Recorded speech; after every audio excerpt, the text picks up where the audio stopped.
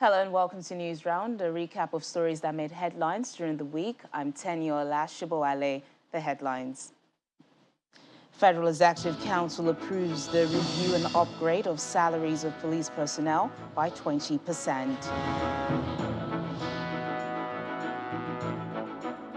The Department of State Services raises alarm over alleged plots to destabilize the country as Utah approaches, warns those behind the act to retrace their steps. Oba of Benin Kingdom receives legal documents of the deed of transfer for the return of the bronze cockerel and the Oba bronze head handed over to Nigeria, the United Kingdom. Plus, tornadoes destroy towns across Kentucky with at least 70 confirmed deaths. That's News Round in View.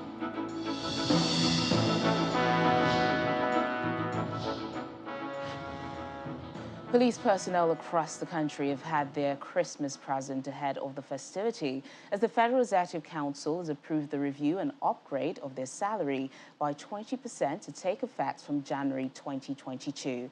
This was announced by the Minister of Police Affairs after the Federal Executive Council meeting chaired by the President at the newly renovated council chambers. The review is said to be in response to the demands made by the NSAS protesters in 2020. President Muhammadu Buhari resumed the Federal Executive Council meeting at the newly renovated council chamber, which was closed since April 2021 for upgrade with funds from the Central Bank of Nigeria. During the meeting, the council approved a review of police salaries.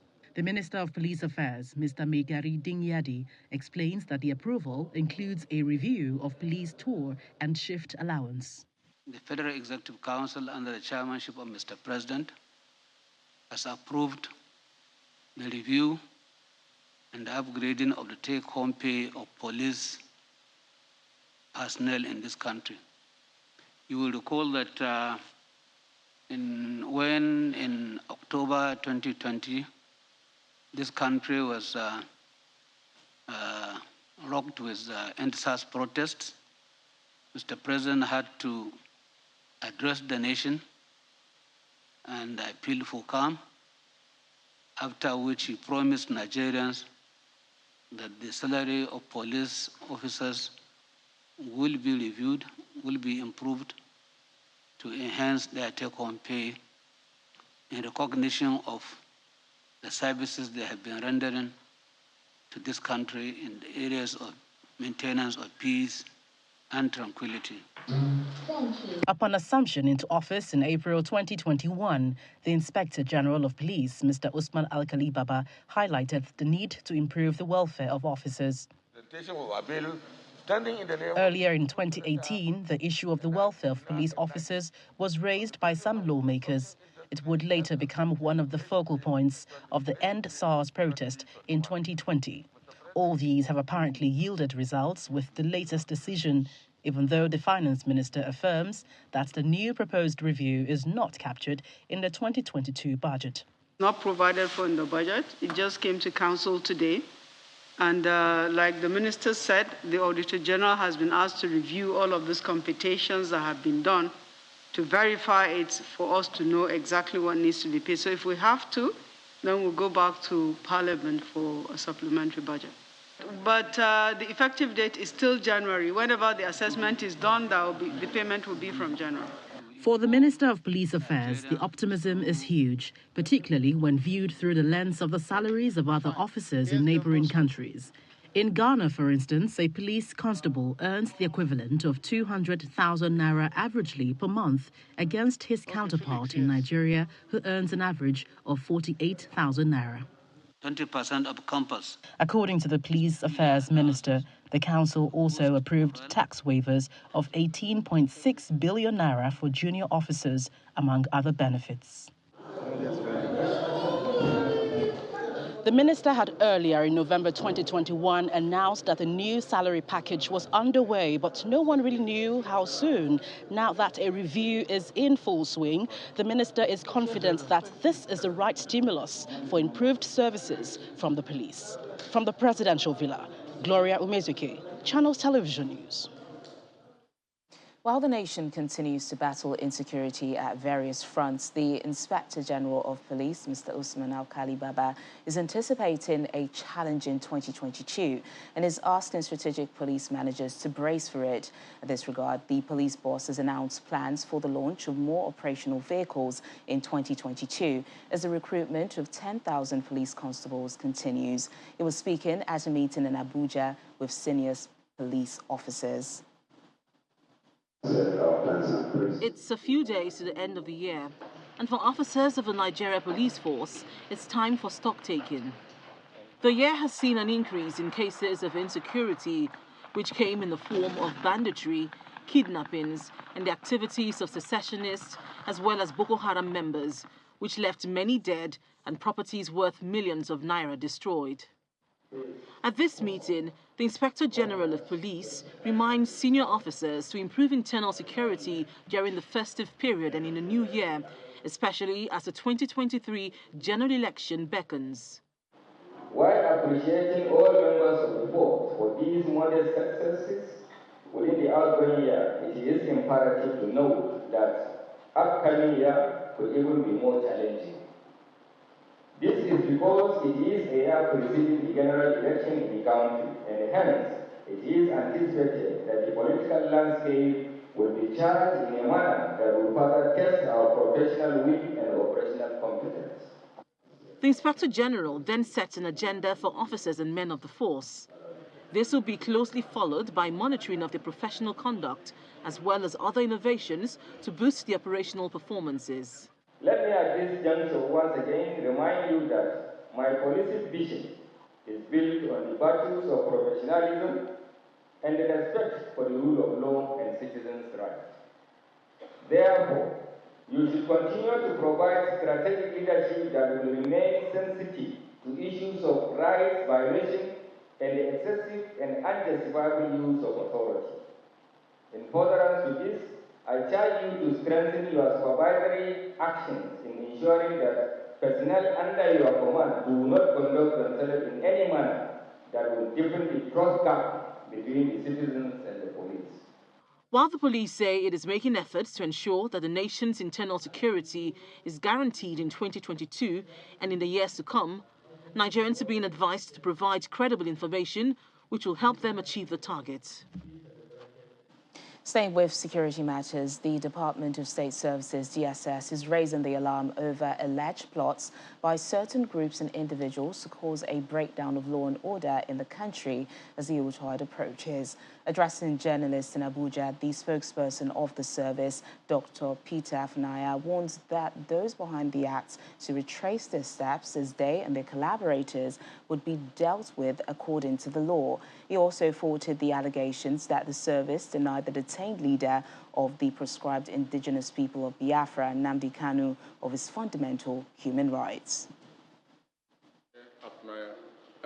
As Yuletide approaches, it's not unusual for the Department of State Services to gather journalists to give update on the security situation in the country. Inform the public. The spokesman of the service issues an advisory to parents and guardians to be mindful of their children and wards during the Yuletide, while raising alarm of an alleged plot to destabilize the country during the period, including a plan to kidnap members of the National Assembly as they propose to go on recess this week. Parents and guardians are advised to be watchful of their children and wards and ensure that they do not engage in unlawful acts. Aside students, recessing members of National Assembly and the state houses of assembly and other private and public sector workers on vacation may be predisposed to threats of various degrees. This also applies to Nigerians who may travel from within and outside the country to join their loved ones for the celebrations. The service is denying the alleged maltreatment of the detained leader of the indigenous people of Biafra, who is confined to the facility of the service while facing trial over alleged treason. Accusations of maltreatment negate the service's standard operation procedure on the implementation of rights of a suspect. 2, Nnamdi Kanu enjoys full luxury in the holding facility, incomparable to any of its type anywhere in the country. He is accorded full rights and privileges. He is never denied his right of worship or freedom from his select religious practice. Adequate attention, that's number 3, adequate attention is paid to Kanu's health. He has unhindered access to the best medical care and doctors. Kanu himself has confirmed to his visitors that the service has never in any way maltreated him. The service continues to urge Nigerians to support security agencies in their efforts to make the nation safer. And away from security, the president is about to pressure and reverse his nomination of Mrs. Loretta Onochie as the National Commissioner representing Delta State. In her place, President Muhammadu Buhari has reappointed Mrs. May Agbamuchimbu as a National Commissioner for a second term. This was contained in a letter by the President to the Senate, seeking the confirmation of the nomination of National Commissioners, a resident electoral commissioner, and a minister from Taraba State.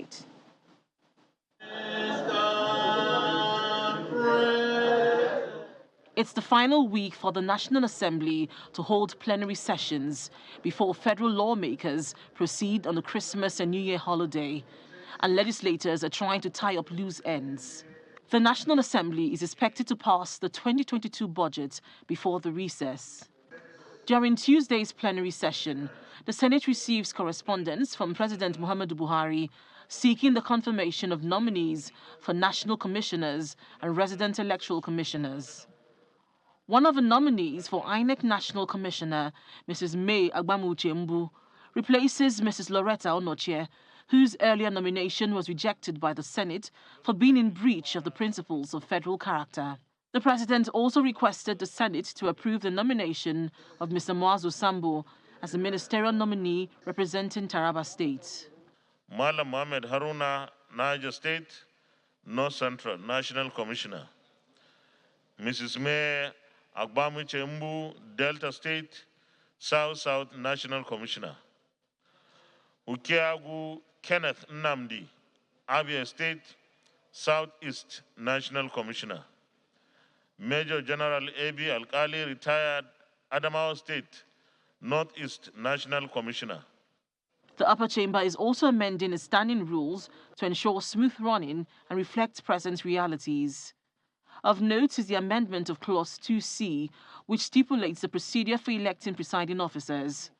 Lawmakers are split between the option of a simple majority or a two-thirds majority for the election of presiding officers. We are talking about the Senate of the Federal Republic of Nigeria.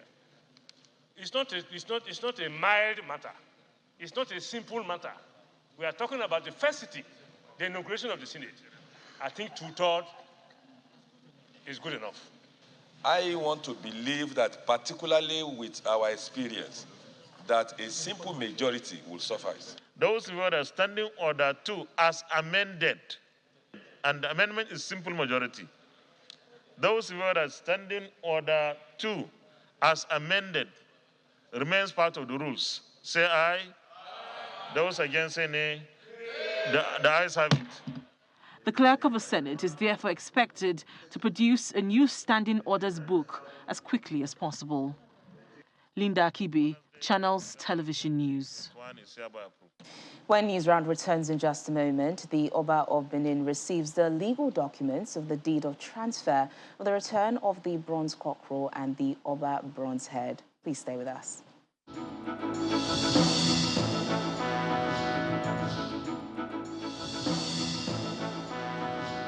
Thanks for staying with us. The Oba of Benin has received the legal documents of the deed of transfer of the return of the bronze cockerel and the Oba bronze head recently handed over to Nigeria in the United Kingdom. The legal documents were perfected at the Palace of the Oba when signatories to the document appended their signatures in the presence of the royal family, traditional rulers from different parts of Nigeria, as well as friends and well-wishers of the Benin monarch. The Emir of Kano, other traditional rulers from different parts of the country, Minister of Niger Delta Affairs, the Chairman Culture and Heritage of the House of Representatives, various dance troupes, friends and well-wishers joined the Oba of Benin for this historic event.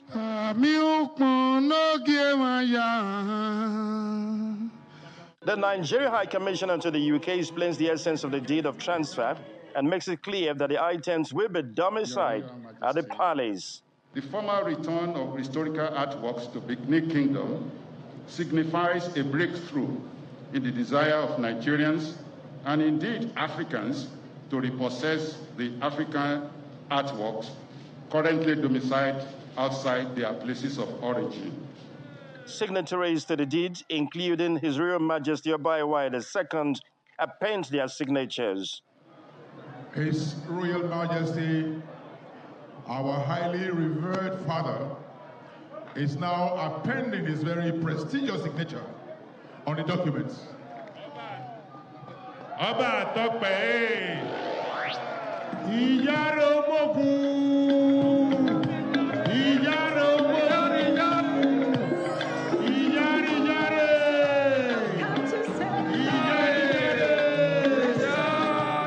insists that a Benin Royal Museum that will be accessible to all will be established to keep returning looted artifacts. Today marks a watershed in our efforts to retrieve the bronzes, ivories, and other works of art which were removed from this palace in 1897. Other works of art with religious, spiritual, and aesthetic significance to Benin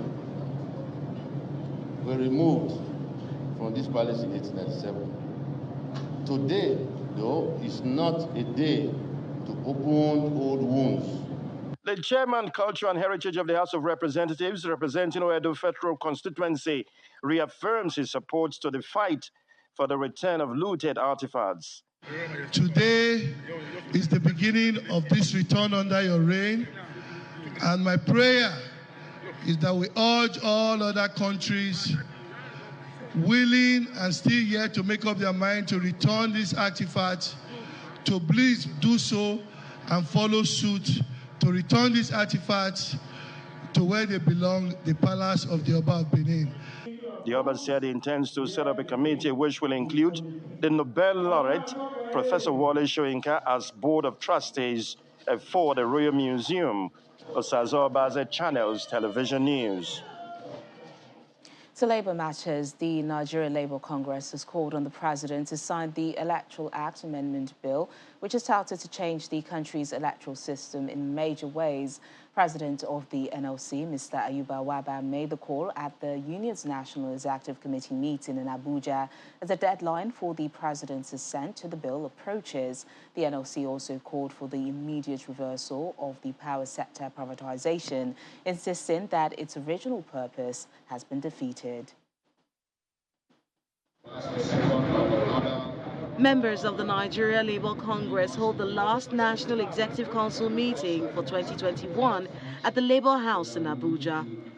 Although the meeting provides an opportunity for the NLC to appraise its activities in the last 1 year, the Labour leaders used the occasion to comment on some national issues, including the delay in signing the Electoral Act Amendment Bill into law. The two chambers of the National Assembly have already amended the Electoral Amendment Act, and is already within the domain of Mr. President to try to sign into law this very critical bill.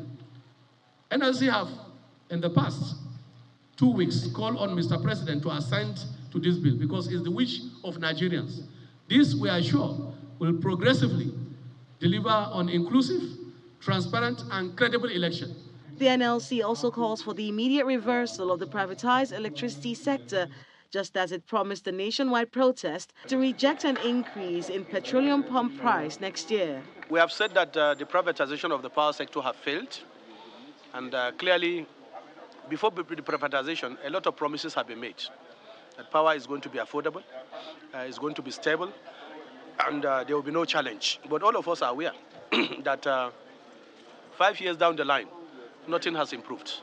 And we have demanded that the privatization of the power sector should actually be reversed, because it has not actually provided any headway into addressing the challenge that was actually very evident before the privatization process. The debates about whether or not to increase the pump price of petrol have often led to protests by labor. And it does appear that these issues will again be bringing the unionists back on the streets in January next year. We end news round in the United States, where scores of people have died after tornadoes devastated towns across Kentucky and some other states. This came as rescue teams raced to locate dozens of people after the disaster.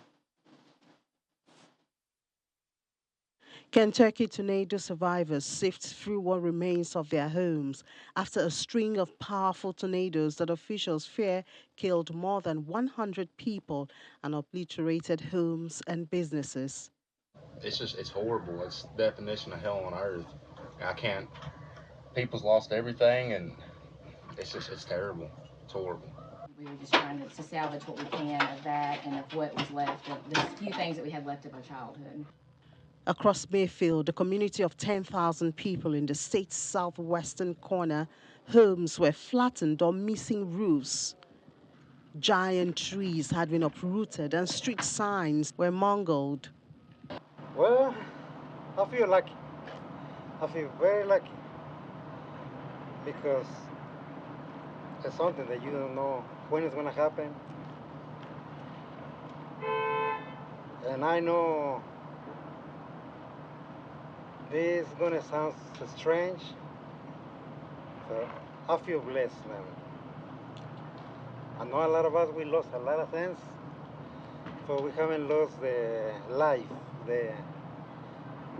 That's the most important thing the human being can have in this life.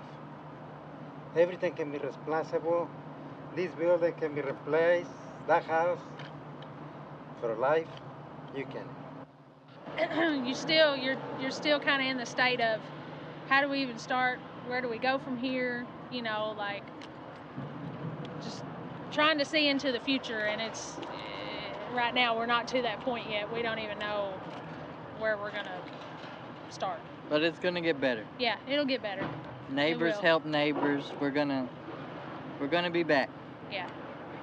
Authorities say they have little hope of finding survivors after the tornado tore through the U.S. Midwest and South on Friday night, killing people in at least 5 states. In the worst affected state of Kentucky, Governor Andy Beshear has confirmed at least 80 deaths, but he says the death toll is likely to exceed 100. And we are still hoping, as we move forward, for some miracles to find more people and to hopefully have a lower death count than what we expect. I wish I understood why we've gotten hit with the pandemic, a historic ice storm, flooding, and now the worst tornado in our history, all in a span of 19 months. President Joe Biden has declared a major federal disaster in Kentucky. The new declaration of a major federal disaster releases additional federal aid, including grants for temporary housing and home repairs, loans to cover uninsured property losses, and other programs to help individuals and business owners recover from the effects of the disaster. And that's News Round this week. Thank you so much for watching. I'm Teniola Shiboale. Enjoy the rest of your weekend.